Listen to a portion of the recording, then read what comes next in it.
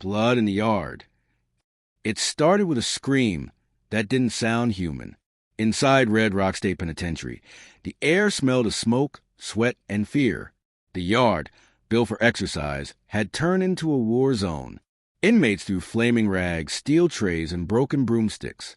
Guards in riot armor rushed through tear gas clouds. An officer's radio crackled with static as someone shouted, "We've lost control of the yard.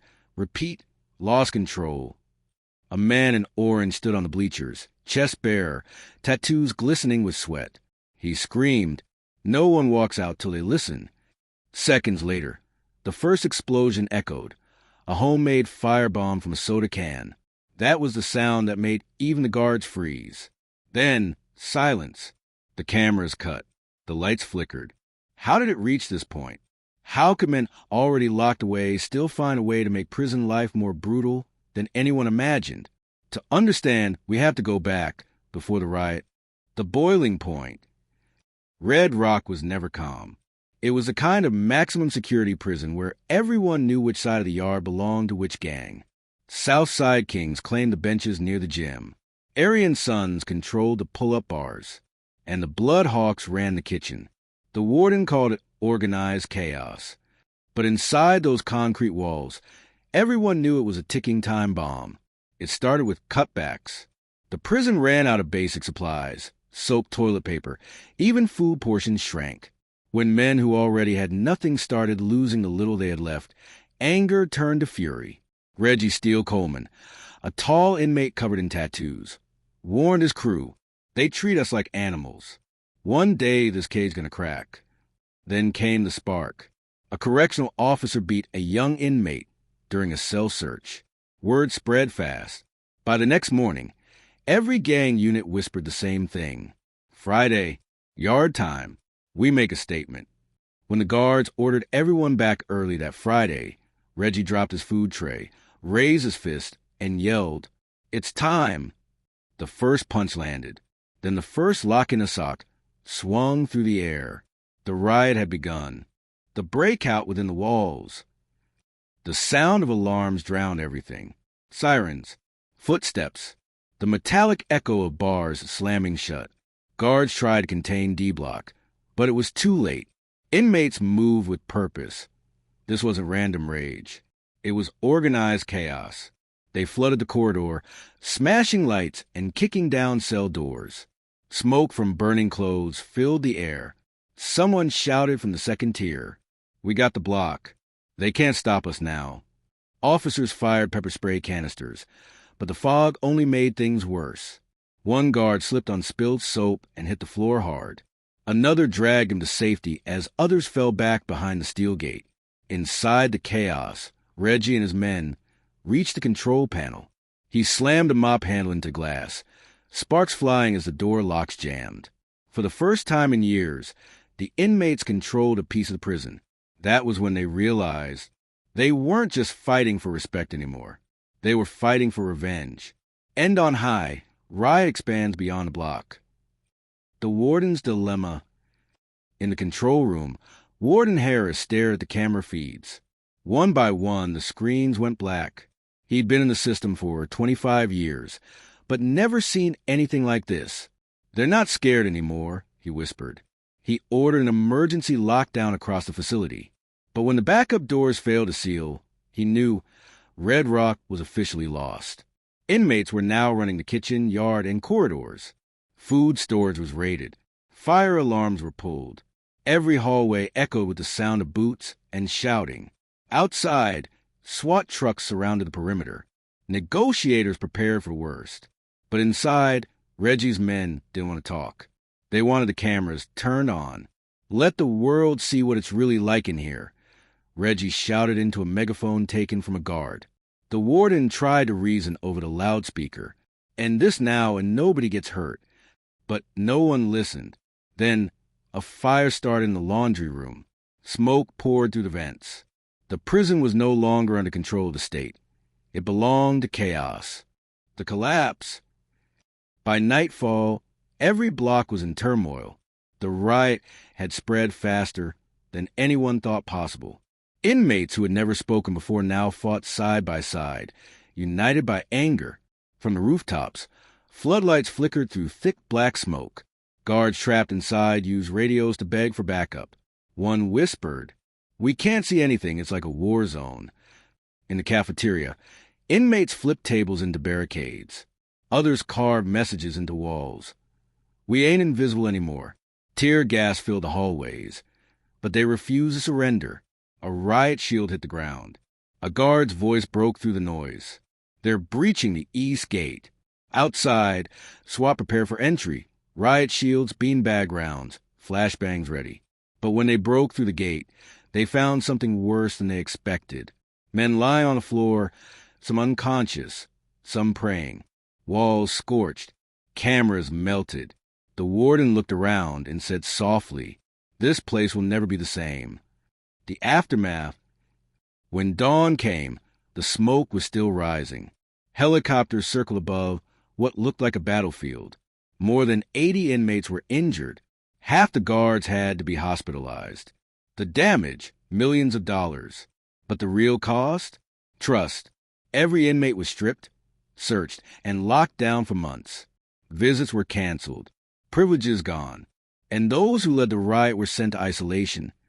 23 hours a day alone, lights on, no sound but their own breathing.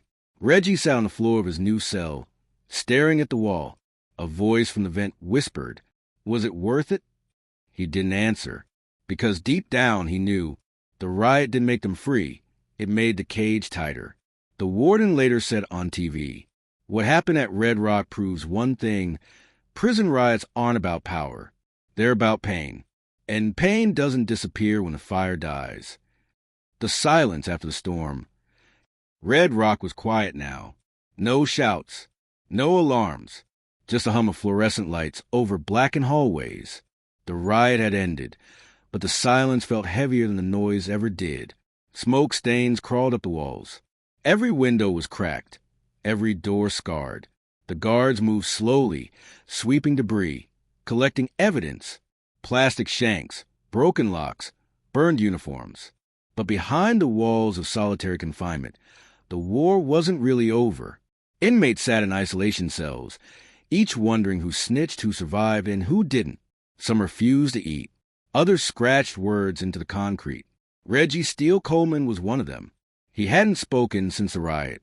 Each morning, an officer slid a tray through the slot, and Reggie just stared at it. In his mind, the noise of that day never stopped. The sirens, the screams, the thud of boots on steel floors. He whispered to himself, "They'll never understand why it happened." And maybe he was right. The investigation. Within a week, the prison filled with investigators, state officials, federal observers, even journalists trying to get a glimpse of the damage. The warden was under fire. He stood in front of cameras and said, "We did everything by the book."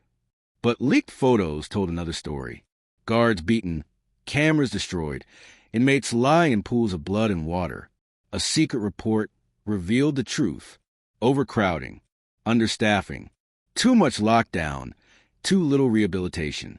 A correctional officer whispered off record, "We all saw it coming. We just didn't know when." They interviewed inmates too, but most stayed silent, except one. A quiet man named Darnell Ghost Morris said something that stuck with investigators. "You cage a man too long, and he stops thinking like one." That line spread fast. Printed in newspapers, shared online, even quoted by politicians. The riot wasn't just a prison story anymore. It had become a national mirror. The world reacts. News stations couldn't stop talking about it. "The bloodiest prison riot in a decade," one headline read. Politicians argued live on TV. Some said inmates were monsters who deserved harsher punishment. Others said the system had failed long before the first fire was lit. Families of inmates protested outside the gates, holding signs that read, "They're human too." Meanwhile, on social media, clips of the riot leaked. Grainy footage of smoke-filled hallways and guards retreating. Millions watched. Everyone had an opinion. The warden tried to defend his staff. "My officers risked their lives that day. Don't judge until you've walked our tears." But no one seemed to listen anymore. Red Rock had become a symbol of a system too broken to fix and too dangerous to ignore. Even other prisons across the country quietly raised security, because if it happened at Red Rock, it could happen anywhere. The Copycats. 3 months later, another prison, this time in Arizona, went into lockdown, then one in Texas, then one in Ohio.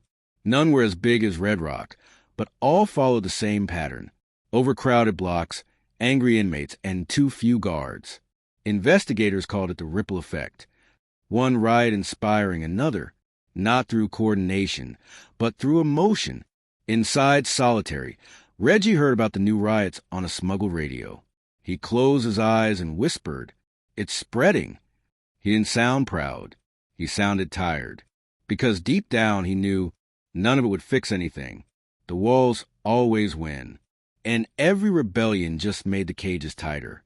The lesson no one learned. Months later, Red Rock reopened its doors. Fresh paint, new surveillance cameras, same smell of steel and disinfectant. The warden retired early. New guards replaced the old ones. And life inside went back to what the state called normal. But under that surface, nothing was really normal. The inmates were quieter now, not because they'd learned their lesson, but because they'd realized how little change came from chaos. A young officer once asked a veteran guard, "Why are riots always this brutal?" The older man said, "Because prisons were built to hold bodies, not souls." Reggie sat alone in his cell, looking at the wall where his reflection faintly appeared in the steel. He smiled bitterly. "You can rebuild the walls," he said softly, "but not what broke inside them." As the camera pans out, we see the same yard, quiet, clean, peaceful. But the ground still bears faint burn marks from that day. And somewhere, deep inside, the rage still sleeps, waiting, the ghosts in uniform. For the guards who survived, Red Rock never really left them. Even months after the riot, some still woke up to phantom screams. They called it yard echo, that ringing in your ears that only stops when you're asleep. Officer Daniels couldn't sleep at all. Every time he closed his eyes, he saw the face of an inmate he dragged to safety during the chaos.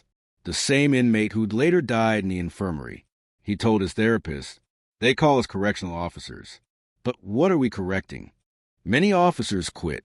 Some turned to alcohol. Others transferred to quieter facilities, hoping to forget. But Red Rock had a way of following them, like a shadow stitched to their conscience. A local news station interviewed one guard who simply said, "It's not the riot that haunts you. It's realizing how close we all were to becoming like them." Outside, the public moved on. Inside, the memory stayed. And on emotional high, the line between guard and prisoner begins to blur. The hole. Deep beneath Red Rock lay a section no one talked about publicly. The hole, officially called the Intensive Management Unit, unofficially known as the place where time stops. It was where the ringleaders of the riot were sent. No sunlight, no clocks, just concrete, steel, and silence. Reggie Steele Coleman had been there for 183 days. No window, no voice but his own. He kept track of time by counting water drips from a leaking pipe. He'd whisper, 1, 2, 3, over and over, until the sound became a heartbeat. Then one day his cell door opened. The warden's replacement, Warden Cruz, stood there. He said, "You ready to talk?" Reggie looked at him and smiled faintly. "Talk about what? You already know how this ends." He wasn't wrong. The hole didn't fix anger. It only buried it deeper until one day it would rise again. End on the high. The realization that isolation doesn't reform, it recharges. The whisper network. Even under lockdown, word travels in prisons faster than light. From guard radios to inmate whispers, rumors became their own currency. Someone said the riot footage had leaked. Someone else claimed the footage showed guards firing first. No one knew the truth, but everyone believed what they wanted to believe. Outside, conspiracy channels on YouTube ran wild. Inside, the inmates used stories as weapons, fuel to reignite resentment. A new inmate named Rico arrived from another facility. He'd heard about Red Rock and said to Reggie through the vent, "They say you started it, that you showed them how to fight back." Reggie didn't respond.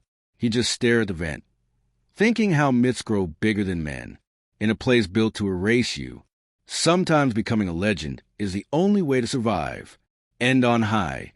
The myth of the riot begins to inspire others. The new blood. 2 years later, Red Rock took in a new generation of inmates. Young, reckless, desperate. They'd grown up watching prison riots online. Some saw them not as warnings, but as blueprints. A 22-year-old inmate, nicknamed Lil Smoke, whispered to his cellmate, "They say Red Rock's got history. Maybe we make our own." The guards could feel it.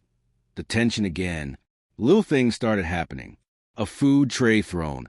A guard's key stolen. A cell door jammed. Officer Daniels, now back on duty, watched closely. He saw the same pattern, the same eyes, the same anger. He told his partner, "If we don't fix this, it'll burn all over again." But no one listened. Budgets were cut, morale was low, and history was repeating itself. By the end of that week, alarms sounded once more. The next riot had begun. End on the high. A new generation lights the same fire. History repeats in silence. The second riot wasn't as big, but it was just as brutal. The difference this time? No cameras, no witnesses. The administration learned from the last one, cut the feeds, silence the story, control the narrative. For 3 days, no one outside Red Rock knew what was happening inside. When news finally broke, the official statement read, "Minor inmate disturbance. Situation contained." But survivors told a different story. One inmate later wrote in a letter smuggled to his sister, "They can stop the cameras, but not the truth. It's still happening." And that's the secret no one talks about. Prison riots don't end, they evolve. Every lockdown, every beating, every silent scream in the dark, it all builds pressure again. Until one day, someone new yells, "It's time!" And the cycle starts again. End chapter 15 on a chilling realization. Nothing truly changes, only the faces do. The report they tried to bury. Months after the second riot, a classified document began to circulate among journalists. It was called Operation Containment. It revealed how prison officials downplayed the events, changed reports, and silenced witnesses. The document described control force incidents, a phrase that sounded calm, but meant hours of chaos. It showed how broken locks, ignored alarms, and short staffing turned Red Rock into a ticking bomb. One section stood out. Use of lethal force was not authorized, but was applied.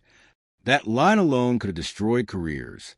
When reporters demanded answers, the Department of Corrections claimed the document was not official. But one retired officer leaked audio of a meeting where senior officials said, "If the public sees what really happened, we'll lose control of the whole system." And that's when the truth started to surface, not through newsrooms, but through inmates' letters smuggled out by family. The machine fights back. The prison system didn't like exposure, so it did what it always does: tighten control. New rules, more surveillance cameras, less visitation. A nationwide policy called Order Reformation was introduced.